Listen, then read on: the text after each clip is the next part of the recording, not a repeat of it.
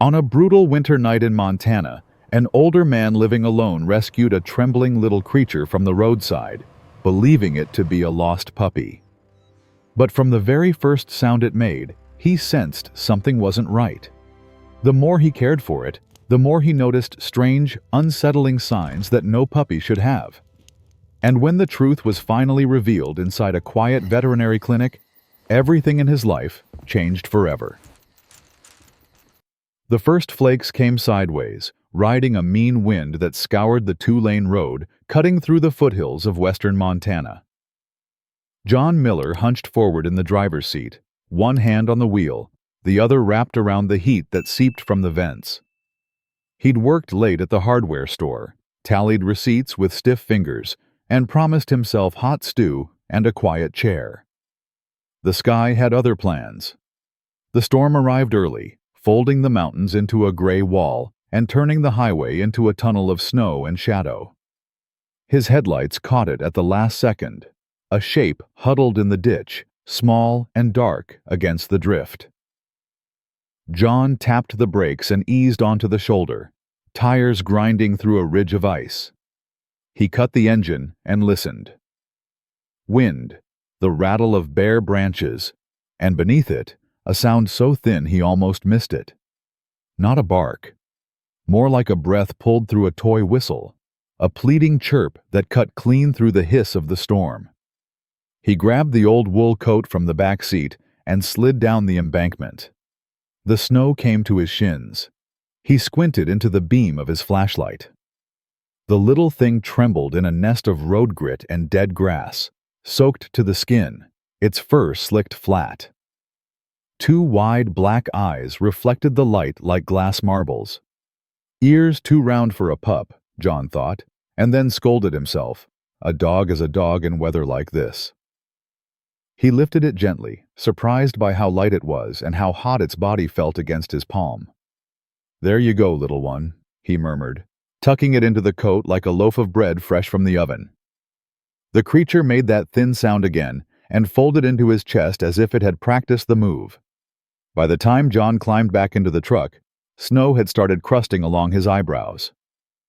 He turned the heat high and set the bundle beside him, one hand steady on the wheel, the other laid over the wool to share warmth. The road home was a ribbon of white. Every mile marker he passed, he told himself the same thing. A puppy is a commitment, John. Think this through. But then the coat would twitch, and a small, damp snout would push up, and those eyes, good Lord, those eyes, would find his face. The complicated thoughts faded. He wasn't bringing home trouble. He was bringing home a life. The house sat in a shallow clearing where the pines gave way to pasture. He shouldered the door open and carried the coat inside, the air warm with the faint, clean scent of spruce cleaner and dry wood. He clicked on the lamp by the couch, set the bundle on an old hand-stitched quilt, and unwrapped the coat an inch at a time. The creature blinked slowly, as if surprised by the gentleness on offer. Its fur looked almost black when wet, but where the light dried it, a soft brown rose beneath, banded with shadows along the legs. "Hey, buddy," John said softly. "You picked a bad night to be brave." He warmed a dish of water and set it on the floor. The little thing sniffed, lapped a few times, then lifted its head and looked past John, surveying the room with quick, tidy movements. It didn't toddle like young pups always did. It flowed, toes splayed, claws clicking on the old pine boards. When he reached to scoop it up, it stood, just for a heartbeat, balanced on its hind legs to meet his hand. A trick of exhaustion, he told himself, though he felt a small string pluck at the center of his chest. He made a bed from a laundry basket and a faded flannel shirt. The one he'd worn the winter his marriage came unstitched, and he learned to cook for one. The creature burrowed into the cloth and stilled, except for a slow, rhythmic hum somewhere deep in its chest. Not a purr, not anything he'd heard from a dog. He decided not to think too hard about it. "You need a name," he said later, after the kettle rattled and the wind shouldered the siding again. The thing lifted its head, eyes shining like beads of oil. "How about Cubby?" It didn't mean anything beyond the shape of it. Soft, round, a sound that sat easy in the mouth. The creature blinked once, as if granting permission. He was 2 spoonfuls into his stew when a knock came at the back door. Not many people knocked out here. He wiped his hands and opened it to find Eleanor Tate on his stoop, stamped snow dusting the shoulders of her parka. She'd lived alone since her husband passed, a wiry woman with good boots and a ranger's habit of scanning horizons. "Storm's chewing at the fence line," she said, stepping inside without waiting for an invitation. "You got any of that coffee you brag about?" "Always," John said, and then, because he had the uncomplicated pride of a man who'd done the right thing, "Found a pup on the road. Poor fellow would have frozen." He led her to the living room. Eleanor leaned, hands braced on her knees, and peered into the basket. The look that crossed her face wasn't the soft smile he expected. It wasn't fear either. It was attention, honed and precise. Her eyes traveled from the ears to the paws to the muzzle, noting things John had felt, but not named. "Where exactly did you find it?" she asked. 17 miles out, near the old quarry," he said. "Wasn't any tracks I could see. Wind took them."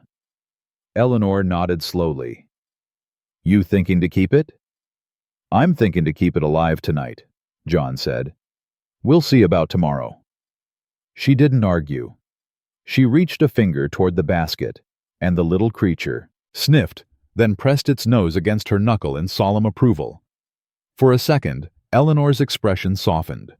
She stood, pulled off a glove, and clapped it against her thigh. If you head to town tomorrow, take it by Sam Reed's," she said. "He's seen just about everything that walks or flies. Let him tell you what you've got." "What I've got is a hungry pup," John said, trying for lightness. Eleanor didn't smile. She touched his forearm, a gesture that held more weight than the words that followed.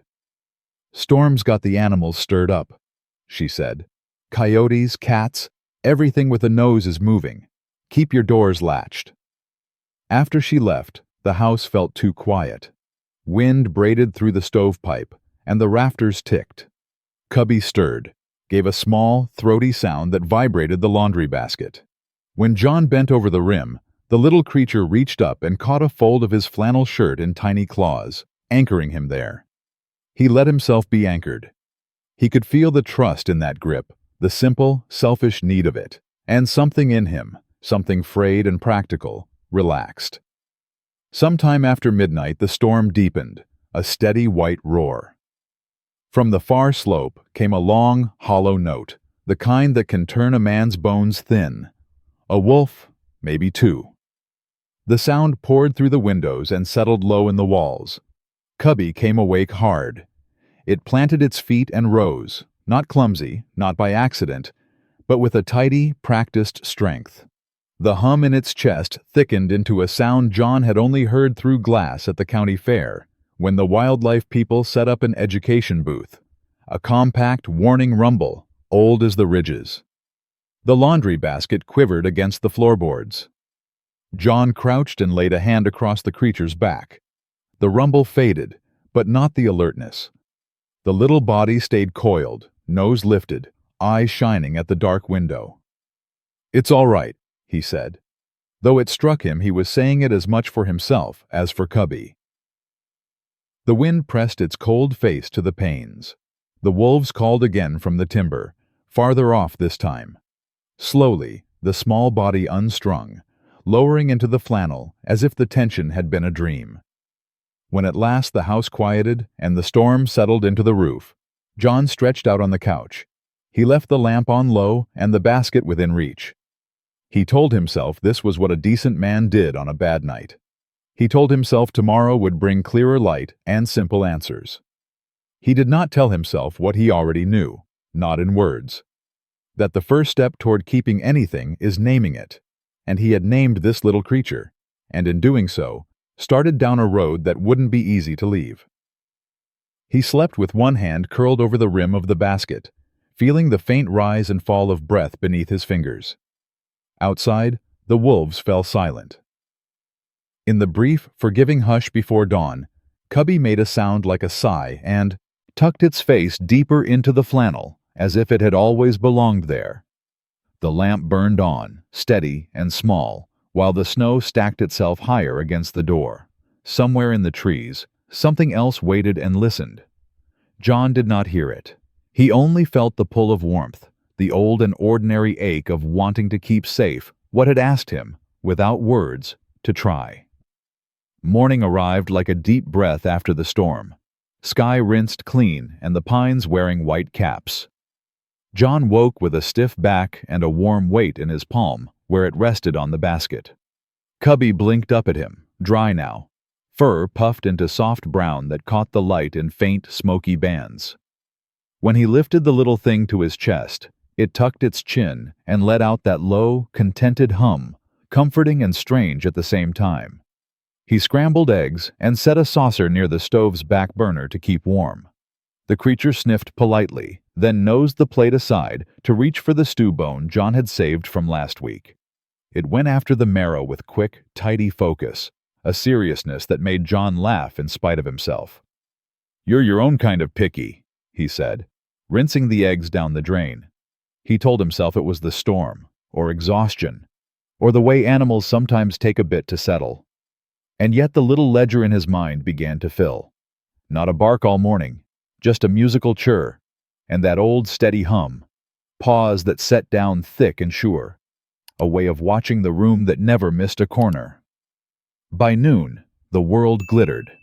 John hauled a path through the drifted porch, then went back for the basket so Cubby could watch from the sun-warmed patch by the door. Each time he opened the cabin to shovel another pass, the creature lifted onto its hind feet to see better, holding there longer than any pup should, small forepaws hanging in the air like a child reaching for a windowsill. "Show off," John said, grinning despite the cold needling his ears.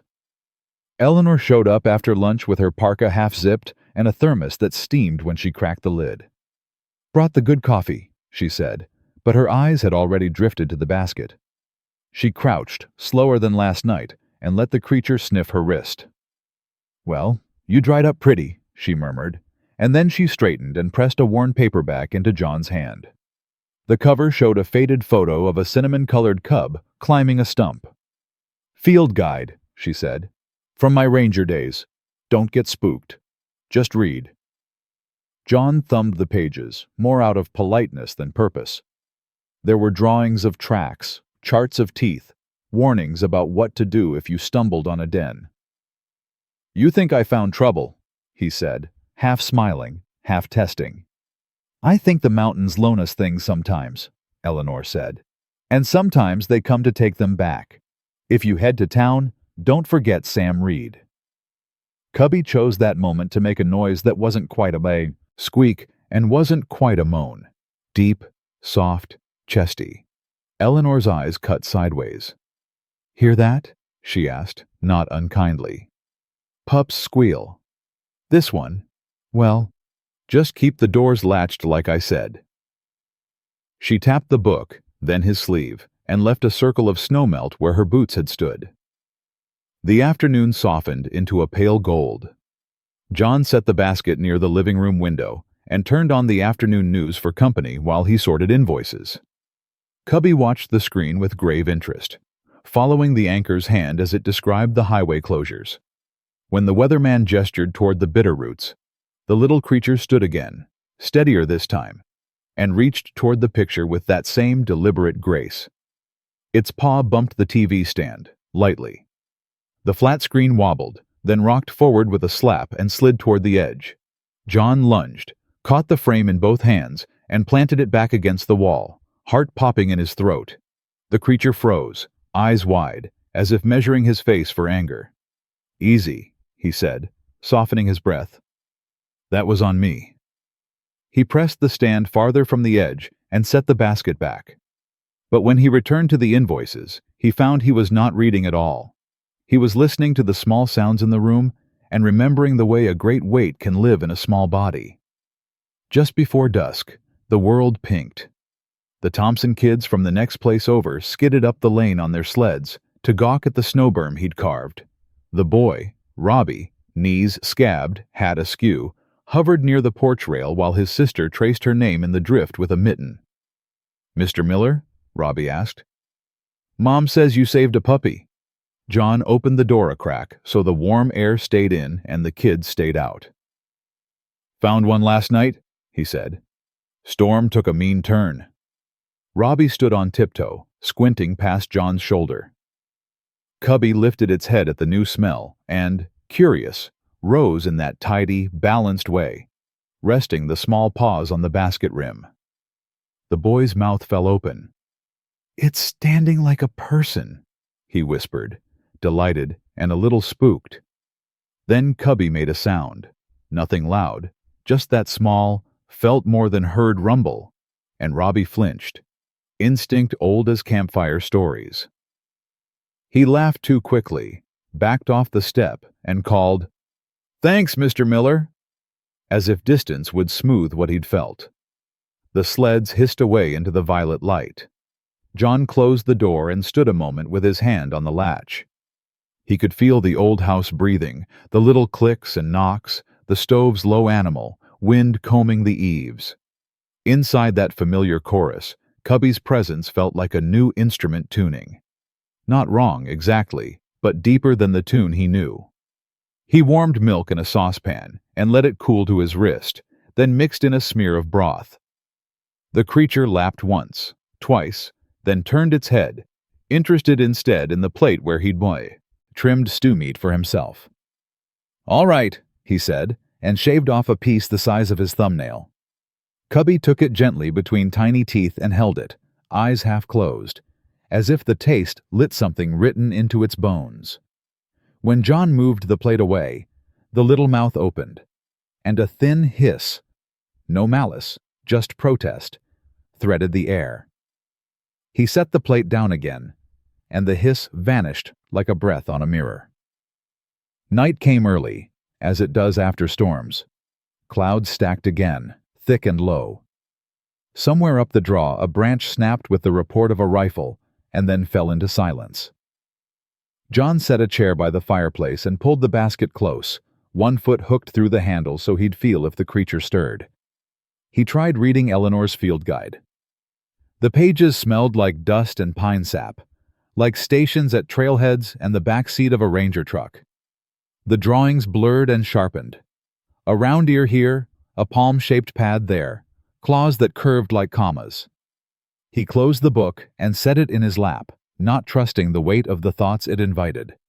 Wind ticked at the window. From the far hill, coyotes lifted a chorus, scrappy and bright as bottle glass. Cubby's head rose, the hum in its chest gathered, the little body bunched, ready, not to bolt, but to meet.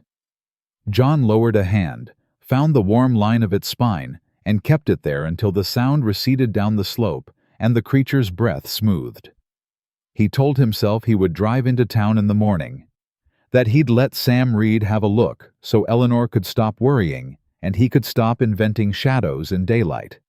He told himself that bringing home a puppy in a storm wasn't the same as inviting trouble to stay. When he carried the basket down the hall, Cubby reached for him as it had the night before, claws catching the weave of his flannel like a question that wanted an answer. He let the small weight settle against his chest an extra beat before setting it down. The lamp clicked off. The house settled. In the dark, John listened to the new quiet, the kind that comes when two living things have learned the rhythm of each other's breath. Sleep took him in small sips. Just before he went all the way under, he felt the floorboards thrum softly, as if something large and careful were passing beyond the tree line. He did not get up. He did not pull back the curtain. He slept with the knowledge like a penny under his tongue. Tomorrow, town. Tomorrow, answers.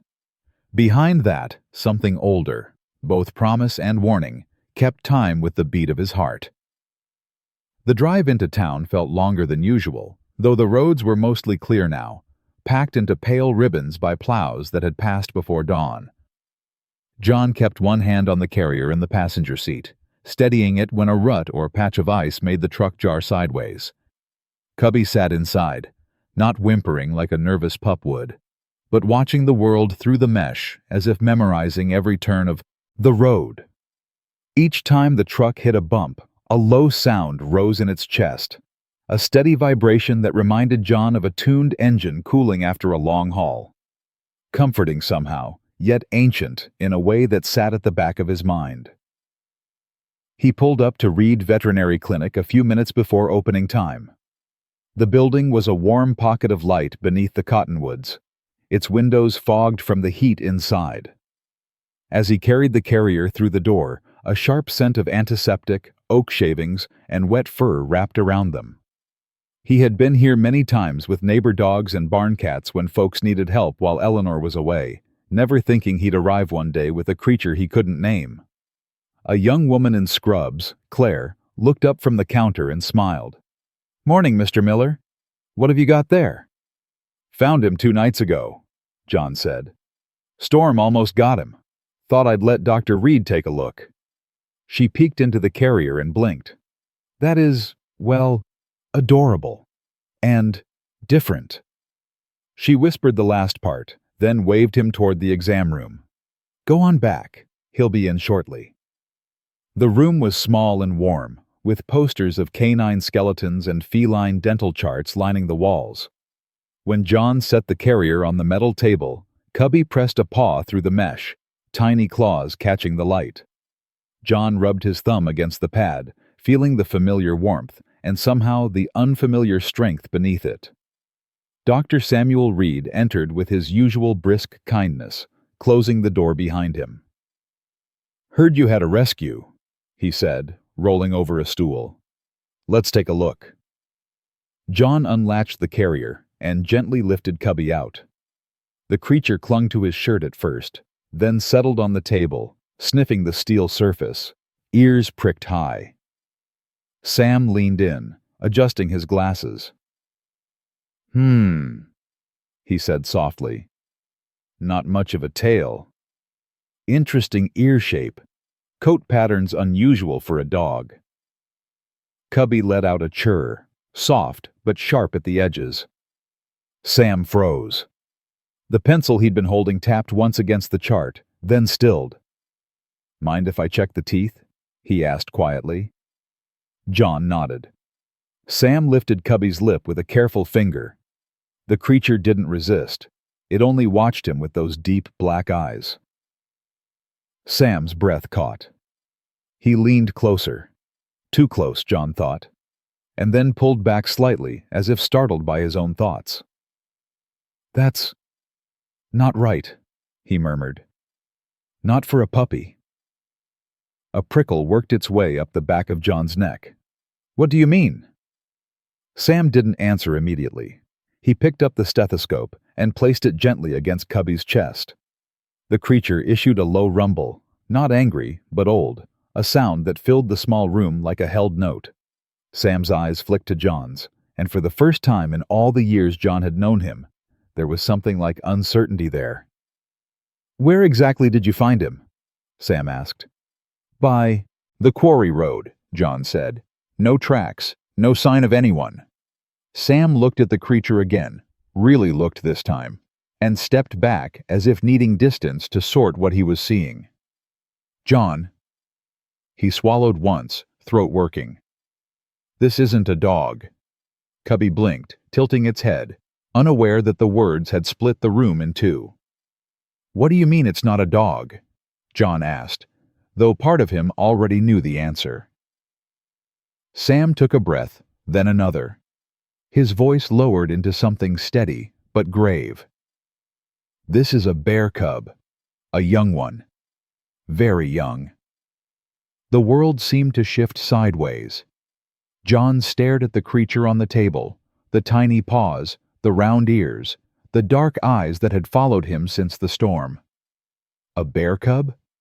He tried to reconcile the idea with the small warmth he'd held to his chest, the soft hum in the laundry basket, the trust in those eyes. "That can't be right," he said, though his voice came out thin. "He's so small, gentle. He sleeps on my shoulder." "Bear cubs can be gentle," Sam said quietly. especially when orphaned or separated.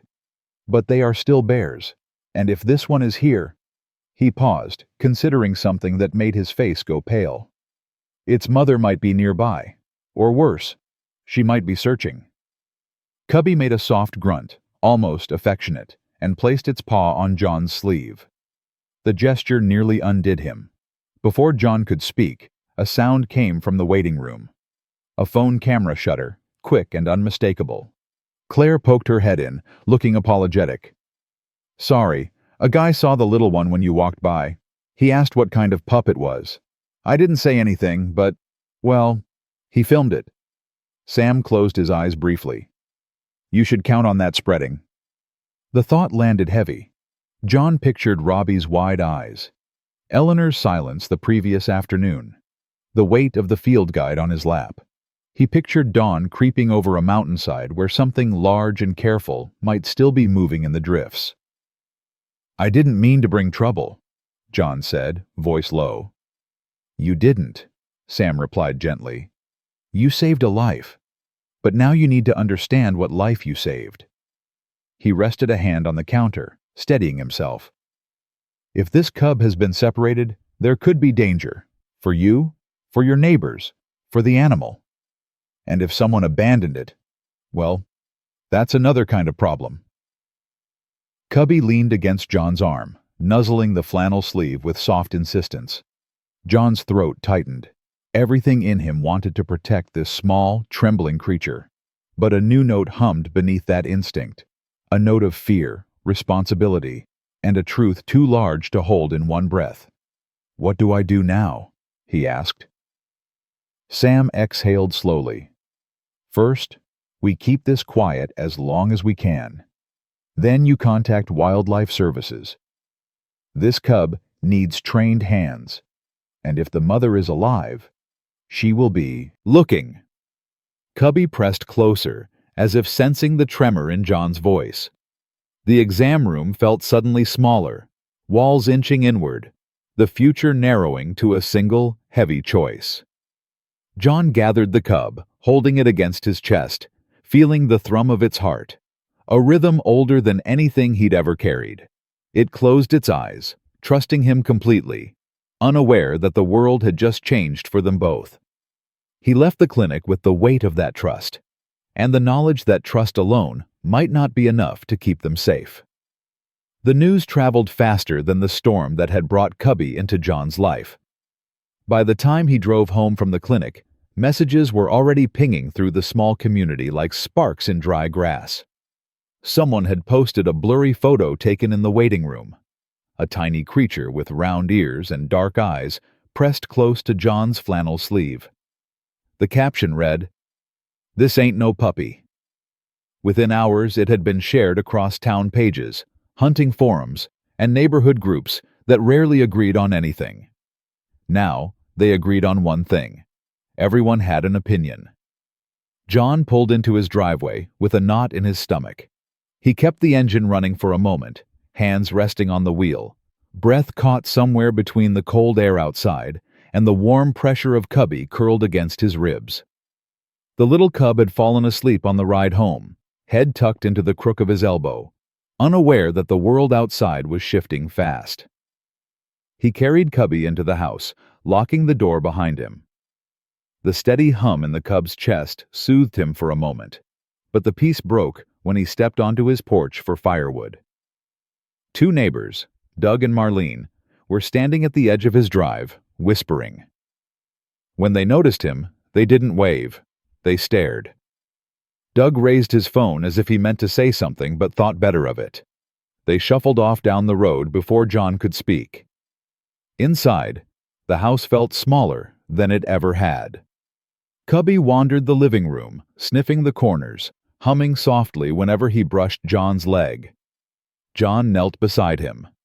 "We're all right," he whispered, though the words felt thin. "Just a little noise out there, that's all." But it wasn't just noise. By late afternoon, 3 notes had been left on his porch. One praising him for saving a life, one warning him that bear cubs grow fast, and one that simply read, "Call wildlife now."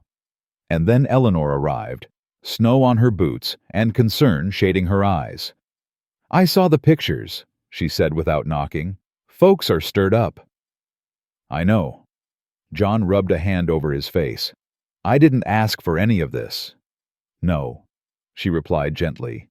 "But you did take on a life, and that means you've got to decide what kind of caretaker you're going to be."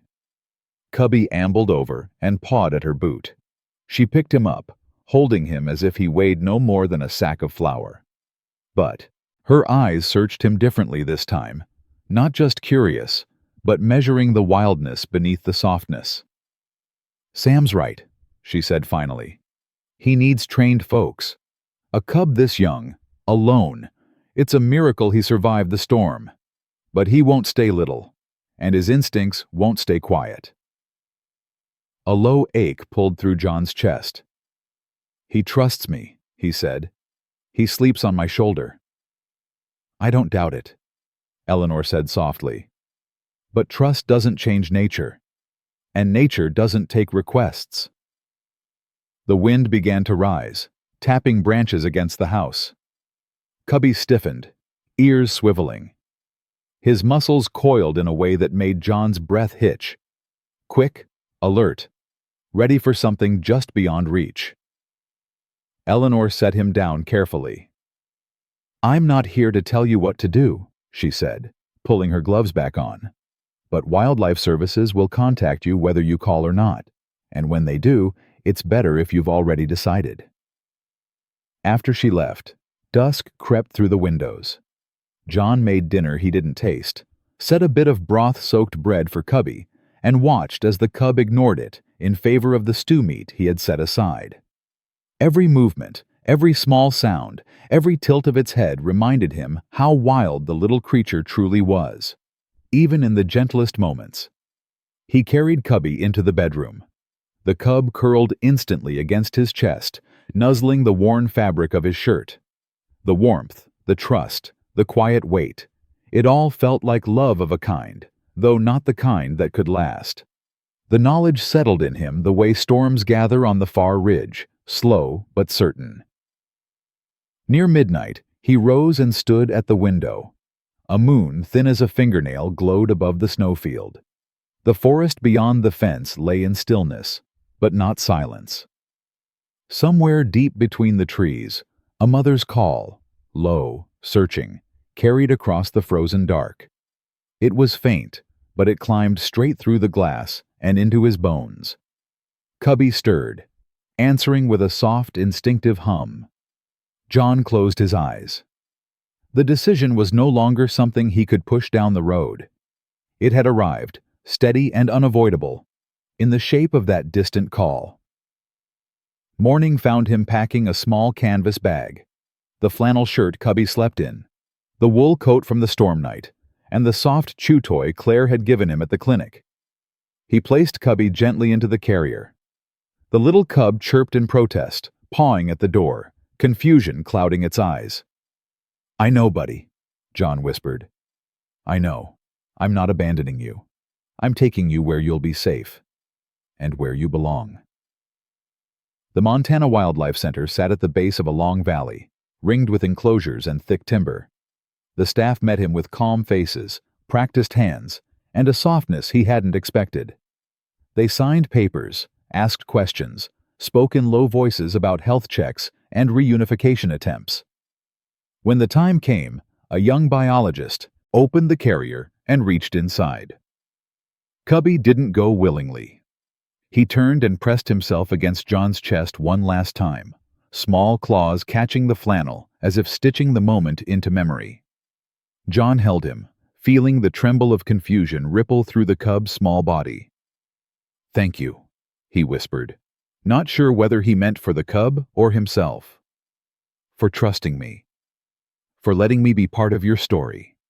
The biologist carried Cubby down a hallway lined with pale morning light. The cub's soft calls echoed until a door closed gently behind them. The silence that followed felt enormous. John stepped outside into the cold air. Snow glittered where the valley opened toward the mountains. A sound rose then. Faint, distant, unmistakable. The deep, resonant call of an adult bear, rolling across the timber like a question asked and finally answered. Another sound followed it, higher, smaller. Cubby's voice, answering. John stood very still. The ache in his chest loosened, not because it hurt less, but because it made sense now. Love wasn't only holding on. Sometimes it was stepping aside so another bond, older than memory, could find its way home. As he turned toward his truck, he glanced once more toward the trees. The valley felt different now, not empty, but fuller, as if the world had gently put something back where it belonged. He walked toward the road, breath clouding the cold air, carrying only the flannel shirt folded beneath his arm and the quiet knowledge that letting go had been the only path forward. And though the wind carried no words, he felt the truth settling deep and steady inside him. Sometimes the scariest truths bring the most important lessons, and sometimes the smallest creatures lead us to them. If this story touched your heart, I'd love to hear from you. Just drop a simple 0 or 1 in the comments so I know you're here and listening. Your voice truly matters. And if you'd like to join me for more gentle, powerful wildlife stories like this one, don't forget to subscribe. I have many more remarkable journeys to share with you. Stories of courage, hope, and the unexpected bonds between humans and the wild. Thank you for being here. I'll see you in the next tale.